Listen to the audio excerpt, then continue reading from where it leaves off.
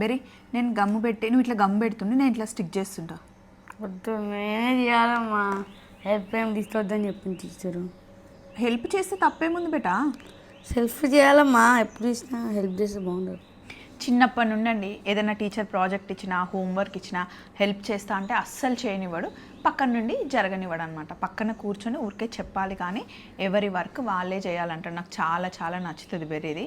And ఎప్పుడు కూడా మేము నువ్వు హోంవర్క్ చేయలేదా, హోంవర్క్ చేసుకో అని అసలు అడగం.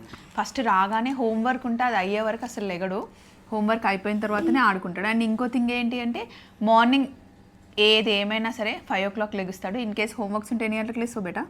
5 హోంవర్క్స్ ఉన్నా హోంవర్క్స్ లేకపోయినా 5. ఫైనల్ ఎగ్జామ్స్ ఉంటే మటుకి 4 o'clock లేచి తను చదువుకుంటాడు.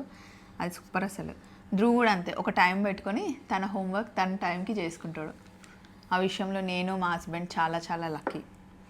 అండ్ ఫుడ్ విషయానికి వస్తే కూడా ఏది పెట్టినా సరే తింటారు. ఇన్ కేస్ వద్దు అంటే ముందే చెప్పేస్తారనమాట.